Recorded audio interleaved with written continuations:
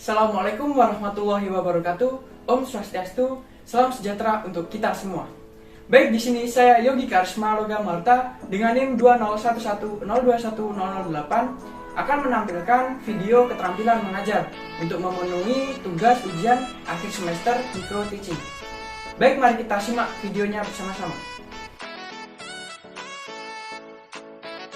Selamat pagi adik-adik semuanya. Wah, kelihatannya pada pagi hari ini kalian sepertinya nampak sehat dan baik-baik saja ya. Baik, pada pembelajaran kali ini sebelum kita memulai pembelajarannya, lebih baiknya kita melaksanakan doa terlebih dahulu. Dan berdoa akan saya pimpin, berdoa menurut kepercayaan masing-masing, berdoa dimulai. Berdoa selesai. Baik, sebelum memulai pembelajaran pada pagi hari ini, saya akan melakukan prosesi terlebih dahulu. Apakah dari kalian ada yang tidak masuk hari ini? Semua hadir, Pak. Baik, kalau kalian semua sudah lengkap dalam pembelajaran kali ini, saya akan melanjutkan pembelajarannya. Baik, untuk memulai mengawali materi pada pagi hari ini, saya akan mengulas sedikit materi mengenai pertemuan yang kemarin, yaitu konsep dasar mengenai flora dan fauna.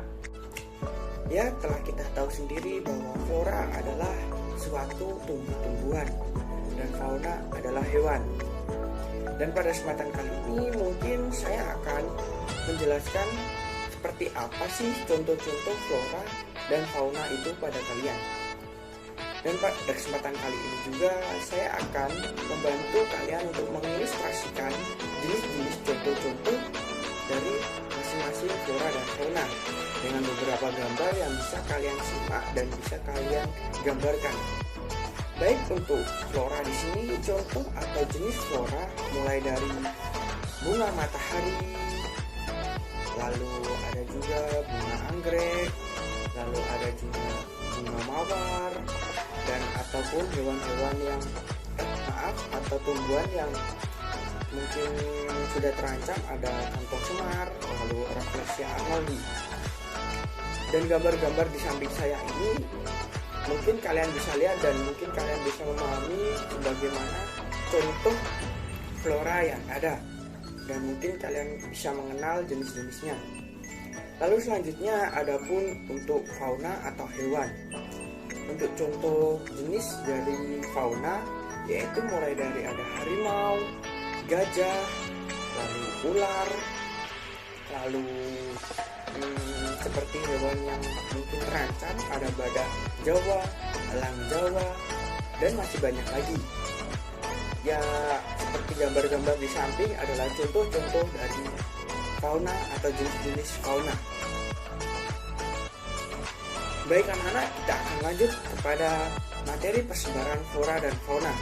Tapi sebelum itu, untuk menunjang pembelajaran kita dan membantu pemahaman kalian dalam memahami materi, saya akan menyajikan sebuah video untuk membantu pemahaman kalian dalam memahami materi persebaran flora dan fauna. Videonya mungkin akan saya tayangkan dan mari kita simak bersama-sama.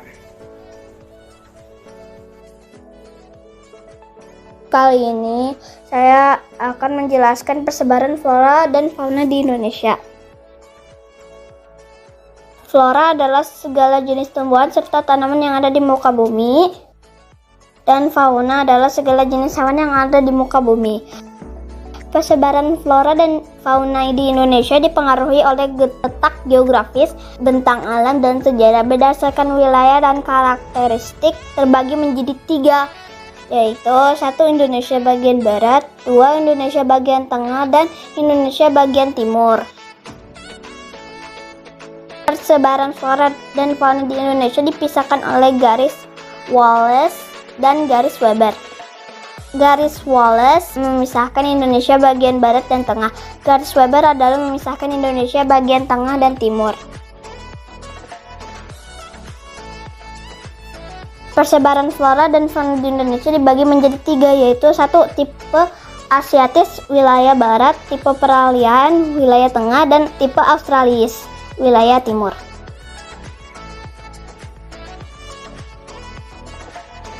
Persebaran flora di Indonesia. 1. Flora Indonesia bagian barat atau Asiatis. Banyak flora di bagian barat yang hampir sama dengan flora di benua Asia.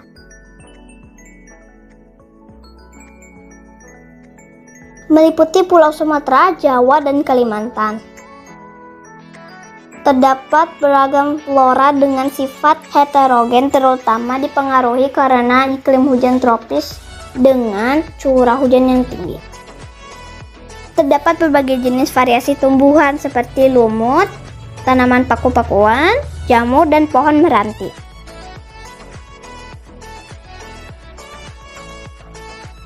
Terdapat berbagai jenis hutan, yaitu hutan hujan tropis dan hutan bakau. Terdapat flora endemik Indonesia yang misalnya adalah bunga Rafflesia arnoldii atau bunga bangkai di Bengkulu yang berukuran besar dan memiliki bau tak sedap.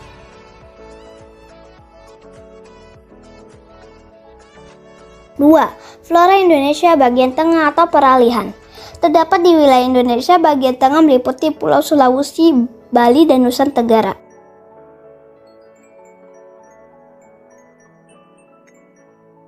Memiliki kelembapan udara dan curah hujan yang lebih rendah, hutan pegunungan, hutan sabana, dan hutan stepa tropis. Terdapat tanaman rempah-rempah, yaitu tanaman pala dan cengkeh. 3. Flora Indonesia bagian timur atau Australis. Hampir sama dengan flora di benua Australia. Wilayah Indonesia bagian timur meliputi Papua dan Maluku. Terdapat banyak pohon sagu. Memiliki tanaman khas Australis adalah pohon rasamala dan tanaman eukaliptus. Persebaran fauna di Indonesia. 1. Fauna Indonesia bagian barat atau Asiatis. Wilayah Indonesia bagian barat meliputi Pulau Sumatera, Jawa, dan juga Kalimantan. Beragam mamalia berukuran besar seperti orangutan, gajah, harimau, badak bercula 1, dan banteng.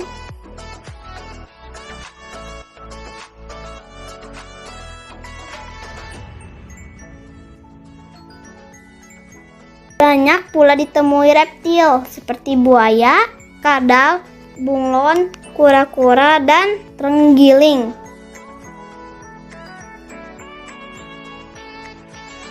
Dua, fauna Indonesia bagian tengah. Wilayah Indonesia bagian tengah meliputi Pulau Sulawesi, Bali, dan Nusa Tenggara. Contoh hewan endemik yang khas dan unik adalah komodo, anoa, babi rusa, dan burung maleo. 3. Fauna Indonesia bagian timur atau Australis. Persebaran fauna di Indonesia bagian timur memiliki kesamaan dengan fauna di benua Australia secara umum. Wilayah Indonesia bagian timur meliputi Papua, Maluku, dan sekitarnya. Banyak jenis hewan yang lazim ditemui di benua Australia, yaitu kanguru dan koala. Contoh hewan endemik Indonesia yang khas dan unik di bagian timur seperti burung cendrawasih dan burung kasuari. Indonesia memiliki persebaran flora dan fauna di sejumlah kawasan. Persebaran itu juga dipengaruhi oleh beberapa faktor. Lalu, persebaran flora dan fauna mulai dari flora dibedakan menjadi beberapa bagian. Yang pertama kawasan Sunda, kawasan Sahul, dan kawasan peralihan. Sementara itu, untuk persebaran dari fauna juga dibedakan menjadi beberapa bagian. Untuk bagian yang pertama ada bagian barat Asiatis, lalu bagian kedua bagian timur Australis, dan yang terakhir bagian peralihan yaitu Asia Australis. Baik, dari sedikit penjelasan yang sudah Bapak sampaikan tadi, adakah dari kalian yang ingin ditanyakan? Atau kalian jika tidak mau bertanya, Bapak akan berikan poin tambahan bagi siswa yang bertanya dan memberikan jawaban.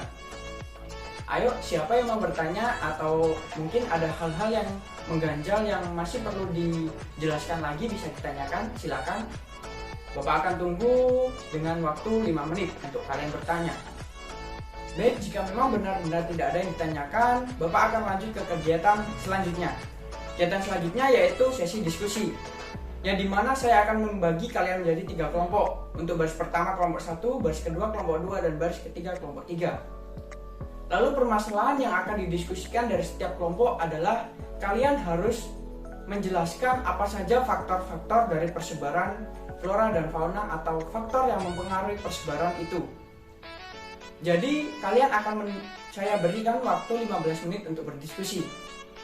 Dan silakan berkumpul dengan kelompoknya dan diskusi bisa dilakukan mulai dari sekarang. Baik, karena waktu tersisa tinggal sedikit, saya ingin tahu bagaimana kelancaran dari masing-masing kelompok dalam berdiskusi. Untuk kelompok 1 bagaimana? Apakah diskusi kalian bisa berjalan dengan lancar? Lancar, Pak. Lalu untuk kelompok 2 bagaimana? Apakah diskusinya bisa berjalan dengan lancar? Lancar juga, Pak. Baik, untuk yang kelompok 3 bagaimana? Apakah diskusinya berjalan dengan lancar? Sangat lancar, Pak. Baik, kalau begitu jika semua kelompok berjalan lancar diskusinya, maka selanjutnya Bapak akan berlanjut kepada sesi presentasi.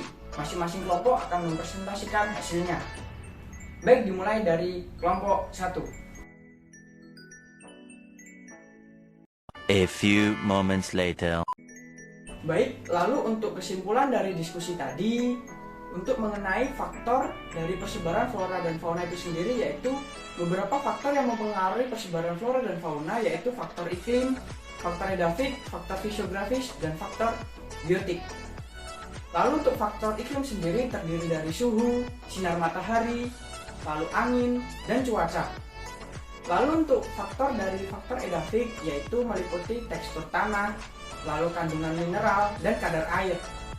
Lalu untuk faktor fisiografis terdiri dari tinggi wilayah dan bentuk tanah. Dan yang terakhir yaitu faktor biotik. Faktor biotik terdiri dari manusia, hewan, dan tumbuhan. Dan itulah beberapa faktor yang mempengaruhi persebaran flora dan fauna. Jadi dari penjelasan tadi, apakah kalian sudah memahami seluruh materi yang sudah saya jelaskan tadi? Sudah paham, Pak. Baik, jika memang sudah, selanjutnya saya akan memberikan tugas kepada kalian untuk dikerjakan di rumah. Baik, untuk tugasnya kalian kerjakan LKS halaman 90 mulai dari bab 1 dan bab 2. Dan itu dikerjakan di rumah dan besok bisa dikumpulkan untuk saya nilai dan menjadi pengukur seberapa paham kalian dalam materi yang sudah dijelaskan tadi. Baik, untuk mengakhiri pembelajaran kita pada pagi hari ini, alangkah baiknya kita menutup pembelajaran dengan berdoa. Karena tadi kita mengawali dengan berdoa dan sekarang kita juga akhiri dengan berdoa. Sebelum menutup pembelajaran, berdoa menurut kepercayaan masing-masing, berdoa dimulai. Berdoa selesai. Saya tutup pembelajaran hari ini dan sampai bertemu di minggu depan.